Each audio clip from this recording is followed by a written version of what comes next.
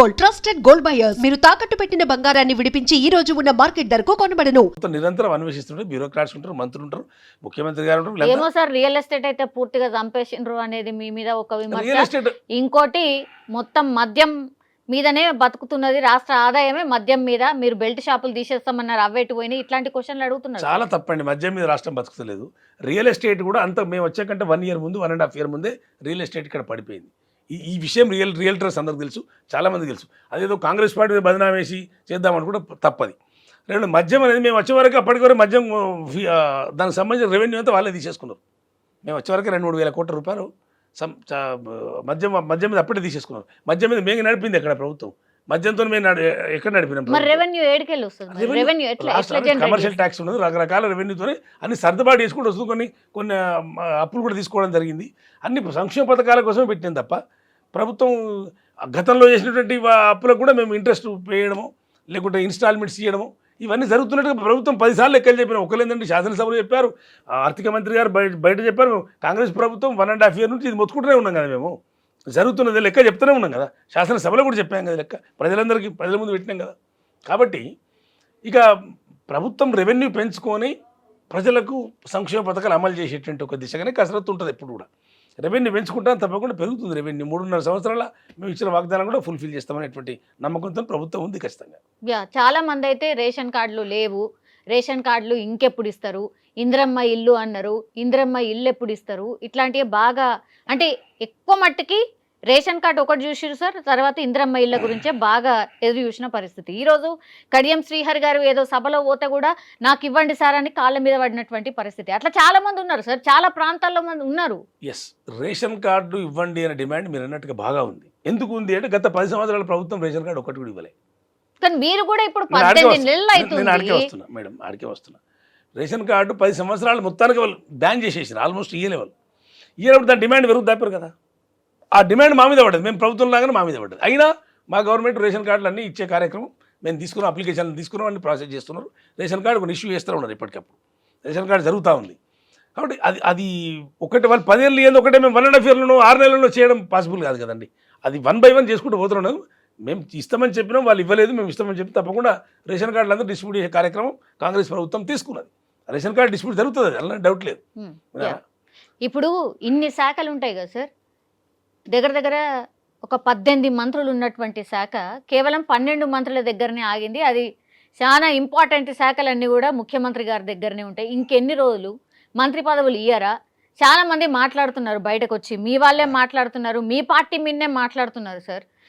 అండి ఇప్పుడు నేను కాంగ్రెస్ పార్టీ ప్రతినిధిని. నేను మంత్రివర్గ విస్తరణ అనేది ముఖ్యమంత్రి గారి పరిధిలో ఉంటుంది. మంత్రివర్గం ఎప్పుడు చేయాలి, ఎప్పుడు మనం ఇది ఎంతమంది మంత్రులను పెట్టుకోవాలి, ఎప్పుడు తీసేయాలి, ఎప్పుడు పెట్టాలి, మొత్తం ముఖ్యమంత్రి గారి పరిధిలో ఉంటుంది. అది అందులో మేము మాట్లాడడానికి ఏమి ఉండదు. అంటే ఆ పరిపాలనా సౌలభ్యం దృష్ట్యా వారే ఆలోచించి నిర్ణయాలు తీసుకుంటారు. అయితే ఒకటి మీరు అన్ని శాఖలన్నీ ముఖ్యమంత్రి గారి దగ్గర స్టాఫ్ కూడా బాగానే ఉంటుంది, బ్యూరోక్రాట్స్ ఉంటారు, చాలా పెద్ద స్టాఫ్ ఉంటుంది.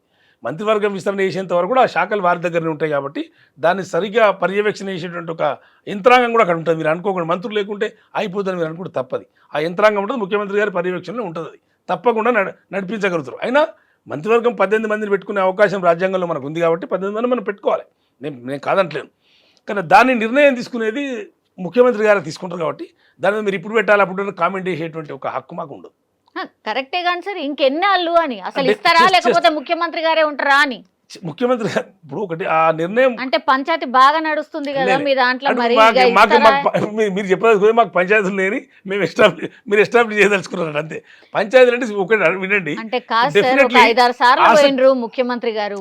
ఆసక్తి లిస్ట్ పట్టుకొని పోతుర్రట, బ్యాక్ వస్తుర్రట, లిస్ట్ పట్టుకొని పోతుర్రట, బ్యాక్ వస్తుర్రట, అదే నడుస్తుంది. లిస్ట్ పట్టుకొని పోయినరు అంటే డెఫినెట్ పని చేసుకొని రావడం జరుగుతుంది. లిస్ట్ పట్టుకొని పోలే, లిస్ట్ పట్టుకొని పోతే పని చేసుకొని రావడం జరుగుతుంది. కానీ అది మీడియా సృష్టి అండి. మీడియా ఏమో ముహూర్తాలు కూడా ఫిక్స్ చేసుకున్నారు, ఆ తర్వాత 6 మంత్రులు ఖాళీ ఉన్నప్పుడు శాసనసభ్యులు మామూలు సమర్థవంతులు శాసనసభ్యులు చాలా మంది ఉన్నారు. వాళ్ళు అడగడంలో తప్పు లేదు డెఫినెట్లీ. ఎందుకంటే మంత్రి పదవి నిర్వహిస్తామనేటువంటి సామర్థ్యం ఉన్న వాళ్ళు చాలా మంది ఉన్నప్పుడు అడుగుతారు. పోటీ లేదని అంటే పోటీ తప్పకుండా ఉన్నది. పోటీలో కూడా సామాజిక సమీకరణలను సమతుల్యతని పాటించిన తర్వాతనే ఆ నిర్ణయం ఒకటి జరుగుతుంది. నిర్ణయం ఆశామాషి ఉండదు. అది ఇక్కడ కేంద్ర ప్రభుత్వం సలహా తీసుకోవాలి, మా కేంద్ర పార్టీ సలహా తీసుకోవాలి, వాళ్ళ సూచనలు తీసుకోవాలి. ముఖ్యమంత్రి గారు ఆలోచన చేసి ఎవరిని పెడితే బాగుంటుందో ముఖ్యమంత్రి గారి యొక్క పరిధిలో ఉంటుంది కాబట్టి వారి విచక్షణ అధికారం కాబట్టి వారే నిర్ణయం ఏమో చేస్తారు. సార్ రెడ్డిలు బాగా అయిపోయినారు కాబట్టి రెడ్డిలకు ఇవ్వద్దు, ఖచ్చితంగా బీసీ నినాదం ఎత్తుకున్నాం కాబట్టి అందరు బీసీలకే ఇవ్వాలి అనేది ఒక పెద్ద ఎత్తున చర్చ నడుస్తుంది అని. ఎవరు అడిగినా తప్పేం లేదు. నేను ఏమంటారు, బీసీలు అడిగితే వాళ్ళకి ఇవ్వకూడదని ఏం లేదు, తప్పకుండా ఇవ్వాల్సిందే, జనాభా ప్రాతిపదికన ఇవ్వాల్సిందే. రెడ్డిలు ఎక్కువైన అనేటువంటి మాట ఎవరైతే రెడ్డిలు ఏమి ఎక్కువైంది, ఎక్కడైనా రెడ్డిలు ఎక్కువ, ఒక ఇద్దరు ముగ్గురు అయితే తప్పకుండా వాళ్ళు సీనియర్లు, పార్టీ కోసం పనిచేసిన వాళ్ళే, వాళ్ళు ఇంపార్టెంట్ పర్సన్స్నే, పార్టీకి వాళ్ళ కాంట్రిబ్యూషన్ ఉంటేనే వాళ్ళకి పదవులు ఇచ్చిన, ఊరికనే వాళ్ళకేం పదవులు పిలిచి ఇవ్వలేదు. వాళ్ళు ముగ్గురుగో నలుగురుగో ఇచ్చిన ముఖ్యమంత్రి గారితో పాటు వాళ్ళ కాంట్రిబ్యూషన్ కూడా ఉంది కదా. పార్టీలో కాంట్రిబ్యూషన్ లేకుండా ఎవరు వట్టిగా ఊరికైనా ఇయ్యరు పిలిచి. కాబట్టి బీసీలు అడగడంలో తప్పలేదు, బీసీల యొక్క కాంట్రిబ్యూషన్ చాలా ఉంది. డెఫినెట్లీ వాళ్ళ మద్దతుతోనే పార్టీ అధికారంలోకి వచ్చింది, దాన్ని ఎవరు కాదంటలేరు, హైకమాండ్ గుర్తించింది. ఇప్పుడు అదే ఎక్సర్సైజ్ జరుగుతుంది, బీసీలకు కూడా అవకాశాలు వస్తాయి, ఎస్సీలకు కూడా అవకాశాలు వస్తాయి. సార్ లోకల్ బాడీ ఎలక్షన్స్ ఇక పోతాం అగబోతాం అని చెప్తున్నారు, పైసలు లేక ఆగిరా సార్? అంటే చాలా మంది పాపం సర్పంచులు పనులు చేసిరు కానీ పైసలు రాలేవు అని చెప్పి ఊర్లో పోతే అసలు మిమ్మల్ని క్వశ్చన్ చేస్తున్నారు, రానిస్తలేరు, తరిమేస్తుండ్రు, ఇట్లాంటి బాగా. ఈ బకాయిలు పెట్టింది మేం కాదు, ఈ బకాయిలు మేము చివరికి పెట్టిందే బీఆర్ఎస్ గవర్నమెంట్. మేము కానీ తీర్చాల్సింది ఏ గవర్నమెంట్ వస్తే గవర్నమెంట్ ప్రాసెస్ తీర్చాల్సింది, మేమేం కాదంటలేం. మీరు ఏది తలకు మించిన భారం లెక్క మీరు ఎన్నో బకాయిలు, వందలాది కోట్ల రూపాయల బకాయిలు పెట్టిపోతే మేము మొన్న 153 కోట్ల రూపాయలు రిలీజ్ చేసింది, మా గవర్నమెంట్ రిలీజ్ చేసింది. 1 by 1 అన్ని ఇచ్చేస్తాం. అప్పుడు వాళ్ళు చేసినటువంటి పెంటనే మా మీద ఉందండి, పెద్ద బరువు మా మీద ఉంది. అది చేసుకోవడం కోసమే 1.5 years పట్టింది ఇప్పుడు దాన్ని సర్దుబాటు చేసుకోవడానికి కూడా. కాబట్టి వాళ్ళ ఎఫెక్ట్ మా మీద బాగా పడ్డది, మా గవర్నమెంట్ మీద. కాబట్టి మొన్న డబ్బులు కొంత రిలీజ్ చేసి మిగతా డబ్బులు రిలీజ్ చేస్తారు. త్వరలోనే అన్ని ఎన్నికలు నిర్వహించడం జరుగుతుంది. త్వరలో అంటే ఎప్పుడు సార్? 2-3 నెలలు అన్ని ఎలక్షన్లు జరిగేటువంటి అవకాశం ఉంది. తప్పకుండా ప్రభుత్వం కసరత్తు చేస్తూ ఉంది, ముఖ్యమంత్రి గారు కూడా ఆలోచనలో ఉన్నారు. తప్పకుండా ఇది ఒకటి బీసీ ఒకటి ఉంది కదా రిజర్వేషన్ సంబంధించింది, అదొకటి కొంత ప్రయత్నం చేస్తూ ఉన్నారు. అది మన కంప్లీట్ అయిపోతే మనం 42% అంటే ప్రయత్నం చేయాలి. అవుతుందా అంటే ఇప్పుడు మేము మా చేతిలో కేంద్ర ప్రభుత్వం లేదు, అన్ని మేము సుప్రీం పవర్ మా దగ్గర ఉండదు. మేము స్టేట్ ప్రభుత్వం మేము చిత్తశుద్ధిని అమలు చేయడానికి మేము తీర్మానాలు చేసి పంపించేసినాం. ఆడ చేయవలసిన బాధ్యత వాళ్ళ మీద ఉంటుంది. కాబట్టి మేము ప్రయత్నం చేస్తాం తీవ్రంగా. మా ముఖ్యమంత్రి గారు కూడా చాలా తీవ్రంగా ప్రయత్నం, ప్రధానమంత్రి గారు కలిశారు, అడిగారు. అది తొందరగా ఇవాళ చేసేస్తే తొందరగా ఎలక్షన్ అవుతుంది. దానికోసం కూడా కొంచెం ఆగడం జరుగుతుంది. రిజర్వేషన్ కూడా మనం అమలు చేద్దామని ఆలోచన. అట్లా కాని పక్షంలో కూడా మేము ఏం చెప్పినామంటే పార్టీలోనే 42% ఇస్తామని కూడా చెప్పారు. అట్లా ఒప్పుకుంటలేరు కదా, పార్టీ చిత్తశుద్ధి ఉన్నది ఆ విషయంలో. ఎందుకు ఒప్పుకోరు? ఎవరు ఒప్పుకుంది? ఎవరు? మిగతా పార్టీలు కూడా క్వశ్చన్ చేయ, మీరు చెప్పింది ఏంది, చేస్తుంది ఏంది అని బీసీలు కూడా క్వశ్చన్ చేస్తారు. మేము చేయాల్సింది చేస్తున్నాం కదండి. మేము మా పార్టీ నుంచి ఇస్తాం కదా, తప్పకుండా మా పార్టీలో రిజర్వేషన్ చేస్తామన్నాం. అంటే మా చిత్తశుద్ధి మీరు గమనించండి. చట్టపరంగా మీరు ఒకవేళ సాధ్యం కాకపోతే, చట్టపరంగా అమలు జరగకపోతే మా పార్టీ నుంచి ఇస్తామని చెప్పినాం. మేము 42% రిజర్వేషన్ మేము అభ్యర్థులు నిలబెడతామని చెప్పినాం. 42% బీసీలకు ఇచ్చేస్తాం, తప్పకుండా గెలిపిస్తాం, మేము ఇప్పిస్తాం, గెలిపిస్తాం. కాబట్టి మేము ఆ చిత్తశుద్ధి మాకు ఉంది. చట్టం చేయాల్సింది కేంద్రం కదా. అక్కడ కేంద్రం మేము మా పరిధిలో ఉన్నటువంటి పని మేము చేసి పెట్టాము. మిగతా కార్యక్రమం చేయాల్సింది, కంప్లీట్ చేయాల్సింది వాళ్ళు. కేంద్రానికి సంబంధించి మాట్లాడారు కాబట్టి సార్, ఏంటి సార్ సిచ్యువేషన్? ఇప్పుడు బీజేపీ కాన్సన్ట్రేషన్ అంతా సౌత్ల మీద పెట్టిందట. ఆల్మోస్ట్ మీకు తెలుసు, ఏపీలో మీరు చూస్తూనే ఉన్నారు. ఇప్పుడు next shifting to Telangana, compulsory ఈడ పాగా వేస్తాము, ఈసారి కొడతాము అని ఫిక్స్ అయినరు అనేది చర్చ సార్. నేను ఒక్కటే ఛాలెంజ్ చేసి చెప్తాను, బీజేపీ వల్ల ఏమి కూడా కాదు తెలంగాణలో. ఏదో మనం 8 ఎంపీ సీట్లు గెలిచినాం అని చెప్పి వాళ్ళేదో తెలంగాణ ప్రభుత్వంలోకి వస్తామని ఏదో పెద్ద భ్రమలు పడతారు. అసలు బీజేపీకి అంత పెద్ద సీన్ లేదు ఈ తెలంగాణలో. బీజేపీ రాష్ట్ర ప్రభుత్వానికి రాదు. వాళ్ళు ఎంత హైప్ క్రియేట్ చేసినా ఎమ్మెల్యే ఎలక్షన్ 8 మాత్రమే ఎమ్మెల్యేలు వచ్చిన సీట్లు. అయ్యో నా మాట వినండి, ఇప్పుడు మాకు కంప్లీట్ కానీ డిపాజిట్ అయింది వాళ్ళు. ఎన్ని చాలా డిపాజిట్ అయింది చెప్పండి? 10ల సంఖ్యలో వాళ్ళ డిపాజిట్లు అయినాయండి. వాళ్ళు గెలిచింది 8 మంది ఎమ్మెల్యేలు. మొన్న ఆ మోడీ మానియాతోని అప్పుడు టీఆర్ఎస్ కూడా ఫెయిల్యూర్ అయిపోయి ఉన్నది కాబట్టి టీఆర్ఎస్ ఓటేయాల్సిన అవసరం లేదని చెప్పి అప్పుడు టీఆర్ఎస్ వీక్ ఉండడం వల్ల కాంగ్రెస్ నష్టపోయింది. మాకు రావాల్సిన 4 సీట్లు వాళ్ళకు పోయినాయి. కాంగ్రెస్ నష్టపోవాల్సి వచ్చింది టీఆర్ఎస్ యొక్క పెర్ఫార్మెన్స్ లేకపోవడం వల్ల. కాబట్టి బీజేపీకి ఆ సీన్ లేదు. ఇప్పుడు గెలిచిన ఎంపీలు కూడా మళ్ళీ గెలవరు, ఏం ఫికర్ చేయకండి మీరు. 2-3 సీట్ల కంటే ఎక్కువ గెలవరు మళ్ళీ. కాబట్టి బీజేపీ 100% కాన్ఫిడెంట్. చెప్తాను. 10 ఏళ్ళు రూల్ చేసిన ఢిల్లీలో 300 సీట్ల వరకు రీచ్ అయినటువంటి వాళ్ళు మనం 2023లో 24 ఏమైందండి? ఎక్కడికి వచ్చారు? 240 సీట్లకు వచ్చి మళ్ళీ కోalition గవర్నమెంట్ నడపాల్సిన పరిస్థితి. వాళ్ళు అంత పెద్ద గొప్ప పెర్ఫార్మెన్స్ చేస్తే, అంత గొప్ప దేశ ప్రజలకు అది చేసుకుంటే మరి మీరు ఎందుకు ఆ పరిస్థితి కదా? 240కి ఎందుకు వచ్చినాయి? మరి 50 సీట్లు మరి 99, 100 సీట్లకు మేము పోయినాం. మీరు 240 సీట్లు వస్తాయి. మీరు దిగినరా, పెరిగినరా? రేపు ఇంకా దిగుతారు. మీరు నార్థన్ స్టేట్లలోనే మీరు ఫెయిల్ అయినప్పుడు సౌత్లో మీకు వచ్చే అవకాశమే లేదు. సౌత్లో మీకు వచ్చేంత సీనియర్ లేదు మీకు సౌత్లో. ఎక్కడ వస్తాయి సౌత్లో మీకు చెప్పండి? ఎక్కడ మీకు మహా అయితే కర్ణాటక మీద ఆశ ఉంటుంది కావచ్చు. కాబట్టి మీరే కదా కర్ణాటక కూడా. రానివ్వండి, మా కర్ణాటకలో మేము ఉన్నాం అంటే వాళ్ళకి ఏమైనా 4 సీట్లు వస్తాయని అనుకుంటారు. అదివరకు కర్ణాటకలో కొన్ని గవర్నమెంట్ చేసింది కాబట్టి 4 సీట్లు వస్తాయని అనుకుంటారు. తెలంగాణ వాళ్ళకి ఆ సీనీ లేదు కదా. తెలంగాణ చంద్రబాబు నాయుడుతో పోటీ పెట్టుకుని 2-3 ఆంధ్రప్రదేశ్లో గెలిచారు అంతే కదా. కాబట్టి బీజేపీకి నార్త్ ఇండియాలోనే వాళ్ళ కోల్పోయినప్పుడు సౌత్ ఇండియాలో వచ్చేది ఏముంటుందండి? సౌత్ ఇండియాలో ఏం రాదు. నార్త్ ఇండియా ఉత్తరప్రదేశ్లోనే 40 సీట్లు కోల్పోయింది. సమాజ్వాదీ పార్టీకి 40 సీట్లు వచ్చినాయి ఉత్తరప్రదేశ్లో, మీకంటే ఎక్కువ వచ్చినాయి. అయోధ్యలో సమాజ్వాదీ పార్టీ గెలిచింది. మీరు ఎక్కడ చెప్పండి? మరి బీజేపీ నార్త్ స్టేట్లలోనే పోతుంది. ఇక నెక్స్ట్ మీకు అవకాశం ఎక్కడిది బీజేపీకి? ఆల్రెడీ మొన్ననే మీకు ఇండికేట్ చేసింది. మొన్ననే బీజేపీ దిగిపోతుందనే విషయం మొన్న 24 ఎలక్షన్లో తెలిపోయింది. కాబట్టి బీజేపీకి ఆ ఛాన్స్ లేదు. ఇక్కడ తెలంగాణలో అంతకన్నా లేదు. ఏమో సార్ వాళ్ళ ప్రెసిడెంట్ మారతాడు వాళ్ళ ప్రెసిడెంట్ మారినా మారకున్నా వాళ్ళతో అయ్యేది ఏం లేదని క్లియర్ చెప్తున్నా. వాళ్ళు ఎన్నడూ ఇక్కడ ఏం చేసేది లేదు, పోయేది లేదు. ఆ మోడీ మానియాతో మొన్న 7 సీట్లు వచ్చినాయి, ఎంపీ సీట్లు. బీజేపీ పార్టీని అంత కౌంట్లో తీసుకోవాల్సిన అవసరం లేదు. స్టేట్ ఛాలెంజ్ చేసి చెప్తున్నాను. బీజేపీ అనేటువంటి పార్టీ ఇక్కడ ఆల్టర్నేటివ్ కాదు. అదొక పార్టీ ఓట్లు ఖరాబ్ చేయడానికి, ఆ పార్టీని ఓడియడానికి, ఈ పార్టీని గెలిపించడానికి, ఏమైనా ఓట్లు ఖరాబ్ చేయడానికి వనికేస్తారు తప్ప బీజేపీ ఏమి క్లీన్ స్వీప్ అయ్యేది. మొన్న అది ఏదో పొరపాటు జరిగినది. అది వాస్తవానికి చెప్పాలంటే 7 ఎంపీ సీట్లు వచ్చినాయి. ఆ ఎంపీలు మొత్తం మంది ఓడిపోతారు రేపు. మీరు అసలు బీజేపీ గురించి మాకు అంత పెద్ద ఆలోచన లేదు ఇక్కడ స్టేట్లో.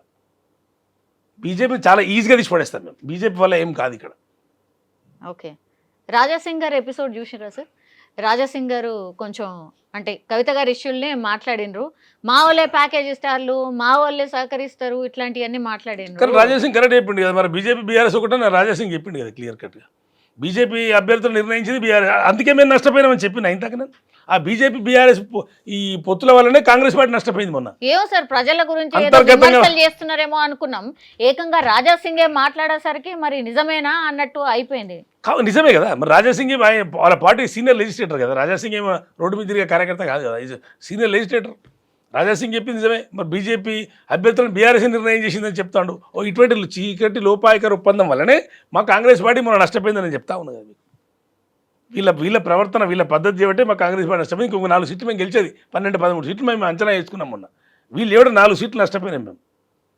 అది రేపు భర్తీ చేసుకుంటాం, మాకు ఇబ్బంది ఏం లేదు. రేపు భర్తీ చేసుకుంటాం. అది రేపు మా సీట్లు పెరుగుతాయి. 12-13 సీట్లు కాంగ్రెస్ ఎంపీలు మేము గెలుచుకుంటాం మేము. కాబట్టి రాజాసింగ్ చెప్పింది మనం మీకు ఇప్పుడు కరెక్ట్ కోయిన్సైడ్ అయింది కదా. అది రాజాసింగ్ చెప్పింది కరెక్ట్ అర్థమైంది ఇప్పుడు. అట్లా కాదు సార్, ఎవరి పార్టీ మీద వాళ్ళే విమర్శలు చేసుకోవడం ఏంది, ఎవరి పార్టీ మీద వాళ్ళే మాట్లాడుకోవడం. మీ పార్టీలు ఉన్నారు, బీజేపీలు ఉన్నారు, బీఆర్ఎస్ లో కూడా ఉన్నారు. ఈ 3 పార్టీలలో కనబడుతున్నారు.